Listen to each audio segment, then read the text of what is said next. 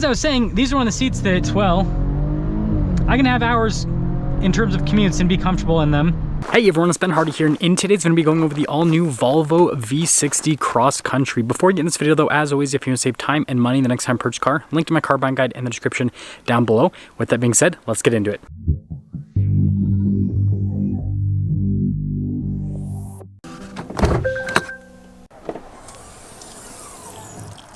Under the hood, we have a turbocharged 2-liter 4-cylinder that goes through an 8-speed automatic transmission. It's also paired to a mild hybrid system. Power outputs are 247 horsepower at 5,400 RPMs and then 258 pound-feet of torque at 1,500 RPMs. Before we go over the front end, I do want to mention, if you want to see more videos just like this, then I recommend you subscribe because I post content every single day. So starting with the hood, something that I do need to mention is the car is going to be a little bit dirty. I have been daily driving this week in crazy winter conditions. I tried to wash the car, but there are a bunch of bros with their lifted pickup trucks that were going to take like 3 hours to wash. So yeah, anyways, it's dirty, but also the hood, it looks good. And then coming down below, well, we can't see much because of the headlights. They're super bright LEDs. You got the Thor's hammer design, which is pretty cool. But yeah, pretty cool design here with the grille, and then you guys can see kind of with the accenting down below there with the fog light, and then also down below that, and altogether, you know, I think it's pretty cool looking. Coming around the side here, our tire wheel setup is 245, 40, 20 in the front and over in the rear as well. And then you guys can see the wheel design. You got the silver there on the top and then the gray below that. Now we've got these pretty chunky fender flares here with the Cross Country, and then you guys can see like the silver trim there at the bottom. And then when you put it all together, you guys can see the wagon style with this, and you know what? I actually think it looks pretty cool. So here is the key fob. You got the Volvo logo there on the front, and then you guys can see on the side, you've got functions like your lock function, your unlock function, and the opening here for the hatch. And actually popping inside, you guys can see you've got a cargo cover here in the back, and storage space is actually pretty fantastic. That's one of the big benefits of these wagons, right? And you guys can see you got a spare tire underneath. That's pretty cool. Got a little 12 volt there in the back. And when you're all done, just press that button right there. It also has the kick feature where you can like kick your foot underneath to lower it. Now we have Volvo's signature taillights here, and then you guys can see the B5 all-wheel drive badge. It's so dirty. This is crazy. And you can see the V60 logo there. But you guys know I've been driving it in the snow. And then parking sensors there in the back. And putting it all together, I do think that this is a pretty handsome looking wagon. I like it. Now popping over to the door panel, you guys can see really nice leather trim here, and I like the coloration on it. I love the look of the handle, and then notice Bowers & Wilkins sound system there and decent storage. And then here's one of the rear seats. You guys can see really nice leather there, and ooh, pretty cool looking. Now there's actually pretty solid room here in the back of the V60, and then you guys can see we've got a little storage pocket there. And I've got my own climate zone here in the rear, heated seats as well. I've got some vents, a little charging port. And then headroom's also solid back here. And if you're wondering, yes, we have an armrest with some cup holders. Now going over the front door panel, you can see really nice leather trim just like the rear. You got all of your window controls here, your mirror adjustments, memory seat functionality, again, another speaker for the Bowers & Wilkins sound system, which by the way, it's actually a really good sound system overall. And then we do have blind spot monitoring with the mirrors. And then as you can see here is the front seat, really cool with the design and very, very comfortable. It is perforated. Sorry if the shots kind of wiggle a little bit. I'm literally standing in snow and I keep like sinking into it because I guess I'm a chunky boy. But anyways, we do have our power adjustments on the side. And then you guys can see this is for the hatch, and then look at like the wood trim with the silver as well, and then like the leather on the dash.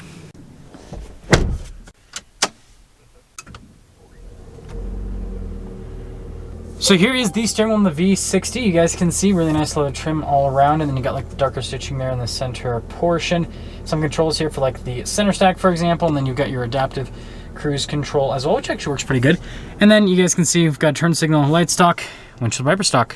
Now we have this digital gauge cluster. That little button there on the steering wheel, this one, you can press this and it'll pop up with a map view right there. And then you guys can see what I've been averaging over the last little bit. Not necessarily the best fuel economy, but again, it's been really snowy, a lot of bumper to bumper traffic. There were several times where I saw that I got like well over 20 miles per gallon, but I've noticed that like if you just cold start this car and then do like a short little trip, it's not gonna get the best fuel economy, but like if you do like longer trips, then you can get better fuel economy. Now here is the backup camera, which is all covered, so you can't see much out of it, but resolution is actually pretty solid. And yes, this does have Volvo's cool 360 camera system, so it like pops up. And I love how it like like this is the side of the car, so the camera view is on the side in the screen, so it's kind of funny with that. Now, as for the rest of the infotainment screen, it's actually pretty easy to use. It does have Apple CarPlay. This does have Google integration as well with like the navigation, which is pretty cool. And then at the bottom, you've got this for like the seats, for example. You do have heated and cooled seats and a heated steering wheel, and their automatic climate controls. Something that I do really like about the V60 is like I can do this if I want to defrost the windshield, and it'll do like max. But then as soon as I'm done defrosting windshield, I can just press the auto button and it goes back to the temperature I have everything set at. So like, I don't know, I just think that that's so nice to have in a climate control system. And then if you press the settings tab and you go to the driving section, this is where you can do the off-road mode. Now it's kind of hard to see because the camera maybe doesn't want to focus on it, but there is a heads-up display, and then you guys can see really nice leather trim here on the dash down below. And then look at the wood trim. The wood, by the way, feels very high quality. Analog radio control / defroster buttons right here, and then more wood trim, which kind of clicks in place. And then we have the cool crystal shifter here for that 8-speed automatic. Pretty easy to use, just like pull it back and then push in for park. Got the twist start button, which is a weird Volvo quirk. And then you have more wood trim, which actually covers this whole section right here. And then behind that, you've got the parking brake gear, auto hold, and then center console, which, yeah, it's got a USB in it. It's a nice leather trim on that. Don't worry, I didn't forget about the glove box. Always got to do that. Now up top we have the cool slidey feature for the sunroof. It does have a full panoramic sunroof. I know, it's just kind of fun where you just like slide your finger to open it. I guess that's the way of the future. And then darker colored headliner.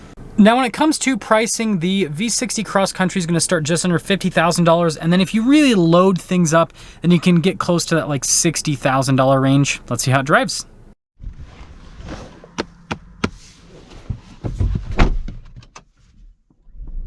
Okay, well, let's talk about visibility before we set off. Here's your visibility over the hood, and hope you can see the heads-up display. And that's actually, oh no, we're gonna have to defrost. I put the snow on the car, a little bit of the snow on the car for like the thumbnail, and yeah. Anyways, blind spot monitoring through both the mirrors, throughout the rest of here. And also, let's see if I can actually get out of my front yard for the first portion of the video. Let's see if this actually has the all-wheel drive capability that it claims. And sorry about the noise from the defroster, it's going to be quite loud. And you got to remember, this is on all seasons if you don't know. And I know this isn't like crazy. Oh, this is, oh, I might be stuck here. Oh, there we go. The traction control's like going crazy there. So getting up that little hill, it definitely spun for a second, but then the traction control system figured it out. So yeah, I mean, that's like, I know it's nothing crazy, but still, I mean, there's a lot of cars I would have gotten stuck in the front yard. So we are setting off in the V60 Cross Country, and I've been daily driving this week, and you know, I've honestly got mixed feelings about the car. I understand what Volvo is trying to accomplish with this, and actually I like the packaging overall. And speaking of Volvos, there's another one. Volvos are actually really popular here in Utah. It's kind of one of those cars that just everyone goes for. But yeah, so first off, I think the seat comfort's amazing. Volvo nailed it with these seats. I was saying, these are one of the seats that, well, I can have hours in terms of commutes and be comfortable in them. You guys saw the acceleration right there. I mean, on the low end, it's pretty good, but once you like get above that 40-mile-an-hour mark, this slows down quite substantially. And so that's the one downside about this powertrain. Again, it's great for like around town driving. It's not so great for like interstate and above and all that. Ride quality is actually pretty good, especially on smooth pavement. When you go over bumps, it does kind of fall apart a little bit, and that's where like the XC90 and the V90 are much better, because the longer wheelbase kind of dampens things a little bit better, and then you can also get those with air suspension, which helps even more. So like those are so much more comfortable in this when it comes to ride quality. But you know, it's like a winter daily driver car. Honestly, this thing's great. Like the cabin warms up super quick. Like it's crazy how quick this thing warms up. I like that the heated seats and the heated steering wheel have 3 different stages on them, so like you can like perfectly set it to what you want. So like what I do when I get in this in the morning is I'll set the heated seat to like max, and then I'll set the steering wheel to just 1, so that it just like warms the steering wheel but then doesn't like burn my hands, which is super nice. And then yeah, it's just a good car. I guess the only thing is, I feel like there's a reason why Volvo mostly sells the bigger cars, the V90, and then especially the XC90. The XC90 is so popular, and it's just because of like practicality and comfort. Like those have more storage space, and then with what a Volvo is, the bigger ones make sense, because you don't buy a Volvo for handling or sporty driving, right? Like you buy a BMW or a Mercedes or Audi for that, not a Volvo. And so with that being taken into account, well, what that means is that something like this isn't going to be as, I guess, desirable as a larger Volvo, because, yeah, you can see, it actually sounds pretty good. Because like the benefits of this being smaller, lighter weight compared to like an XC90 and V90 don't really matter, because it's still a Volvo. It's not like a sporty handling vehicle. And so as cool as this is, I would rather, like I said, I'd rather get the V90 or the XC90, because I want the extra storage space, and they're just more comfortable. And like, I think that this really, frankly, is just like, if you just want a Volvo and you can't quite afford the larger ones, then I guess that's where this comes into play. But if you can afford the larger one, then that's kind of what I'd go for. And here, the train tracks will kind of show this. Like, it's not bad, but there are other luxury cars that would have just like completely erased those train tracks. So let me know what you guys think about the V60. I think it's pretty cool, but if it were my money, I would rather get a V90 cross country or an XC90. So that's gonna sum things up with our video on this Volvo V60 cross country. And with that being said, I'll see all of you in that next video.